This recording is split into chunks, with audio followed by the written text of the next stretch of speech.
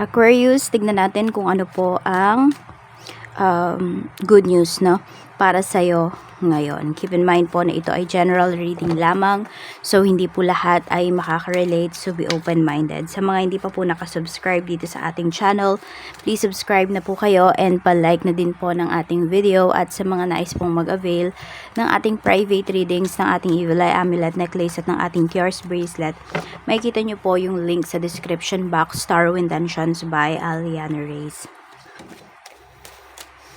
Okay, tingnan natin kung ano ba ang good news pagdating sa family. Pwede nyo po palang panoorin yung inyong other signs. Tingnan natin. Ano yung mga good news, no, na paparating sa inyong pamilya. We have Justice.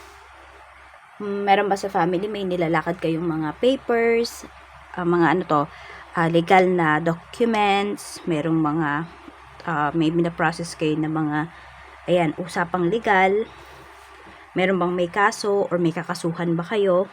Meron din dito pwedeng about sa property ito, pwedeng about sa isang tao. We have Four of Cups. Okay, so pwedeng kung meron man dito sa family nyo na may kaso, mukhang hindi siya, nakikita ko dito mukhang hindi siya magpo-pursue. Okay, so pwedeng mahinto ka agad yan. We have Seven of Cups. May pag-iisip dito. So, nakikita ko po dito, may makikipag-areglo. So, kung ito man ay, kunwari, binibentang lupa, ganyan. So, yung binibenta na lupa na yon, or pinag-aagawan pala in short.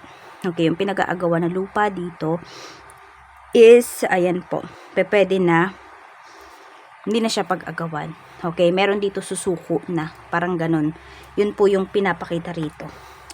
So, tingnan natin. So, pwedeng yan is about sa mga relatives mo, ganun. Check naman natin pagdating sa yung mga in-laws. Sa mga in-laws naman po, spirit guide. Okay, we have Three of Wands. Ito yung good news pagdating sa mga in-laws mo. So, meron dito, pwedeng, it's either sila yung nasa malayo, tapos magbe-vacation sila kung nasaan ka man. Ayan po. So, pwedeng may pagpunta dito, may pagbisita mula sa mga in-laws mo.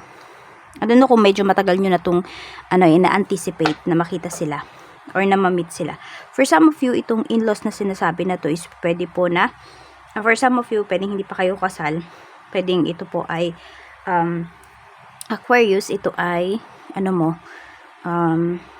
kunwari live-in partner mo pa lang or ipapakilala ka na sa family nung person mo or nung boyfriend mo or nung girlfriend mo. Yan. Two of Wands, may pag-travel talaga dito na pinapakita. And we have Strength. Mukhang tuloy na po ito. So, iba po sa inyo, mamimit nyo na talaga yung family ng person mo. Ayan. Nakikita ko naman dito na tatanggapin ka nila wholeheartedly. Tignan natin. Pagdating naman po sa mga anak. Kung meron na po kayong anak, tignan natin. Ano ba yung good news? We have the Hermit. Okay, so meron dito, may anak kayo, Aquarius, na parang alam mo, hindi siya palalabas ng bahay, ganon, hindi siya sociable, nasa bahay lang ba, ganon, tahimik. We have Three of Cups. Parang ikaw pa nga yung sa kanya, yung nagpipilit ba na lumabas, na sumama with friends, ganon yung nakikita ko. Kaya lang alam mo may dahilan kung bakit hindi sumasama yan sa mga kaibigan niya. Or pwedeng na ito ay napansin mo pala. Pwedeng before is, ayun, may mga kaibigan yung, yung anak mo, ganyan. Tapos, yun yung mga bad influences o kaya naman, more on trinidor yata siya dito. Kaya ngayon, hindi na siya sumasama. Gusto niya na lang is mag-isa lang siya. Yan, kung napapansin mo yan sa anak mo, ayun po, meron siyang mga iniiwasan dito kasi alam niya na hindi makakabuti sa kanya yung mga friends na ito. So, siguro nagtataka ka ganun. Or nagtataka yung energy ninyo dito eh. But kaya hindi na siya palalabas, ganun. So, kausapin niyo po. Ayan. So, this is also the best time para makausap niyo yung anak niyo, heart-to-heart conversation, ganyan. And malaman niyo kung ano ba yung nararamdaman nila. Tignan natin. Or meron dito hindi nagkikibuan. Sa mga friends nga po, ganyan. Mga friends ng anak mo. Tingnan natin. Pero alam mo, ito is good news. Bakit? Kasi kung ikaw na feel mo na bad influences yung mga taong to sa anak mo, so goods to na umiwas na siya. Kasi, di ba, hindi nanggaling sa'yo. Hindi nanggaling sa'yo na parang siniraan mo yung mga friends niya. So, siya mismo yung nakatuklas, which is good news. Tingnan natin pagdating sa asawa. King of Cups, kung meron po kayong asawa, ayan, we have King of Cups. King of Wands. Meron ba dito dalawa na yung naging asawa nyo? Ayan. I don't know kung meron kayong first family, second family, ganyan. We have 6 of coins. Pero kasi ang nakikita ko dito, no, very responsible naman po yung inyong asawa. So, meron dito, pwedeng nakilala mo yung person mo, hindi na siya single, pwedeng kunwari single mom or single dad, pero hindi niya pinapabayaan yung first family niya or yung anak niya. Ganon. At kung ikaw naman din to, ayun din, pinapakita rin naman po dito na very responsible talaga, Aquarius. Meron lang ako nakikita dito. Meron pinagseselosan yung asawa mo kasi pwedeng medyo napapalapit ka dun sa isang tao. So, umiwas-iwas na lang talaga. Umiwas-iwas ka na lang, Aquarius. Hindi man siguro sinasabi ng asawa mo, pero yun yung nararamdaman niya. Kasi nakikita ko dito sa energy niya is hindi siya masyadong, masalita. Pero once na nagsalita talaga siya, masakit. Kaya mag-iingat. Oo. Check natin yung mga may pala dyan sa love life. Hindi pala natin yung natitignan. Sa love life po, kamusta? Tingnan natin, any good news pagdating sa inyong love life. We have the High Priestess. Okay, kung sino man po itong minamanifest ninyo, Aquarius, pwede nyo na yung kung sino man yung, kung may tao kayong minamanifest, pwedeng makausap nyo yung tao na minamanifest nyo, pwedeng magkaroon kayo ng pag-uusap, yun yung nakikita ko kasi dito. Tignan mo, may harapan kasi. So, yun din, parang ito pala yung sinasabi na energy na yun, na mamimit ninyo yung family nung person po ninyo. Mamimit nyo na, ganun. Ito kasi yung sinasabi dito. Tingnan pa natin.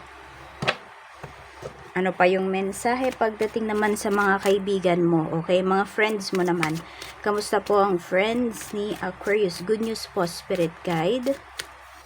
Mayroon tayo ditong 8 of coins, okay?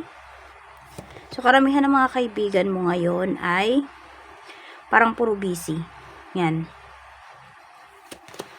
Judgment. Mga busy yung mga friends mo. May kanya-kanya silang mga errands, no? Pero nakikita ko naman dito na yung friendship ninyo is intact pa rin naman yan. Marami akong nakikita dito, Aquarius, ng mga friends mo na nagpapayaman. Ayan yung nakikita ko. May mga nagpapayaman dito na friends mo. Parang may magi-invite sa'yo dito. Hindi para ipagyabang niya kung ano yung mayroon siya, kung hindi para i-share niya sa'yo. Tingnan natin. Pagdating naman po sa trabaho.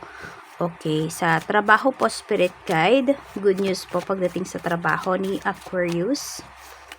Sun, Moon, Rising, and Venus. We have King of Cups. Tingnan natin yung energy na yan. We have Knight of Wands. Merong na-excite dito. Tignan nyo, parang meron kayong tinitignan sa computer, meron kayong inaabangan. So, pwedeng ito po ay project ninyo. Tapos, tinitignan ninyo kung ma-approve ba siya. Hinihintay po ninyo kung ma-approve. We have the Lovers. Ma-approve po yan. Ayan, kung ano man tong proposal ninyo pagdating sa trabaho is approve po yan, Aquarius. Tingnan natin. Kung nag-apply naman ng trabaho, tingnan natin kung matatawagan ba. 5 of Wands. Yes, matatawagan kayo. Kaya lang, pinapakita po dito, madami kayong kakumpetensya pagdating dito sa specific position na in-applyan po ninyo. Kaya ito, galingan po ninyo, Aquarius. Check natin pagdating naman sa kaperahan. Kaperahan po, Spirit Guide. Kamusta? 9 of Coins. Ang ganda ng kaperahan nyo, oh. So, ito, yung iba sa inyo, merong may magbabayad na dito. Or, kung nagbebenta nga po yung iba sa inyo ng property, basta legal po ito. Ayan, may mga papeles yung binibenta ninyo. Mabilis nyo siyang mabibenta. Ayan. May malaking pera dito. Kayo na marireceive, Aquarius. Page of Cups. You see, merong conversation, may transactions po dito na pinapakita pagdating sa inyong kaperahan. So, yung iba nga sa inyo parang busy kayo, no? Busy kayo that day, pero magagawa nyo talaga ng paraan yung bagay na to, yung transaction na to. Pupuntahan nyo po talaga. Kasi ito, may magbibigay na ng pera. Magbabayad na yung tao. So, ayun lang. So, for some of you, kung nasa isang, kunwari, family dinner kayo, or family lunch, ganun, tumawag yung katransak ninyo, magpaalam po kayo ng maayos kasi ito pinapakita naman dito parang 'di ba bigla-bigla na lang kayong umalis, yung parang nagmamadali talaga kayo. Ayun po yung pinapakita kasi dito. Okay, so yan lang po yung mensahe, yung mga good news na paparating para sa iyo, Aquarius. Claim mo na yung mga positive energies dito. Maraming salamat po and more blessings to come.